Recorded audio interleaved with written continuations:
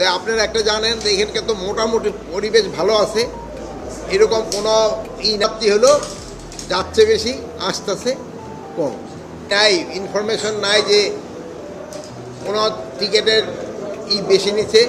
তো অনেক সময় আছে দুই একটা লঞ্চ একটু দেরি হচ্ছে, ওই যে যেহেতু টাইমের আগেই হয়তো তারা বলেছে 12টার সময় ছাড়বে, কিন্তু এর আগেই লঞ্চ ভরে গেছে, এই জন্য কিছু হচ্ছে।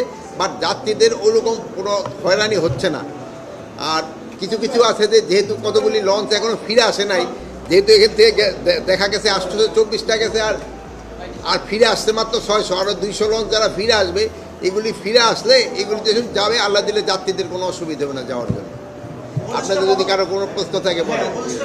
অনেক লঞ্চ আমরা দেখেছি গতকাল রাত 3টা থেকে তারা এখনো ডেকে বসে আছে, তাদেরকে আসলে পরে লঞ্চ ছাড়বে, এখন বলতেছে 10টা 11টা 12টা 1টা সময় বৃদ্ধি করছে। যেই লঞ্চের যেই টাইম দেওয়া আছে ওইটা থেকে তো 5-10 মিনিট এদিক হতে পারে, এর থেকে যেন বেশি না হয় এইগুলি ক্ষেত্রে দেওয়ান একটু খেয়াল রাখবা। আপনারা খেয়াল রাখবেন যেন যাত্রীদের কোনো অবস্থায় ভোগান্তি না হয়। টাইমই ছেড়ে দিবে, অনেক সময় তারা ওই যাত্রী বেশি নেওয়ার জন্য দেরি করে, এটা কোনো অবস্থায় বরদাস্ত করবেন না। ভোর 5টা থেকে এখানে কাজ করছি, সেই জায়গা থেকে বেশিরভাগ যাত্রীদের অভিযোগ স্বস্তির কথা আপনি যেমনটা বলছিলেন সেই বিষয়টা এবার খুবই ভালো।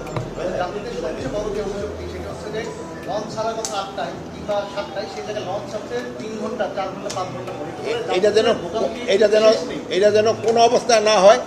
এখন থেকে যেই টাইম দিব ওই টাইমের ভিতরে ছাড়বে, হয়তো 5 মিনিট 10 মিনিট এদিক সেদিক হতে পারে, বাট এর চেয়ে যেন বেশি না হয়, যেহেতু অনেক দূরের যাত্রী। আর যেসব যেন ওভারলোড না করে ওইটার দিকে খেয়াল রাখবেন, যেহেতু নদী পথে যাত্রা, বৃষ্টি ফিষ্টি হচ্ছে, ওয়েদার যে কোনো সময় খারাপ হয়ে যেতে পারে।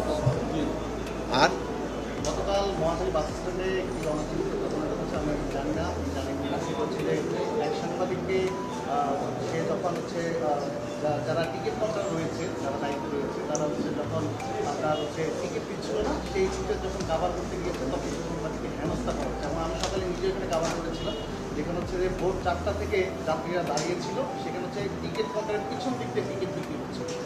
এই জায়গাটা আমি এইটা অবশ্য জানি না, আমি এইটা ইনভেস্টিগেট মনে একটু আমার মনে করে দেখি।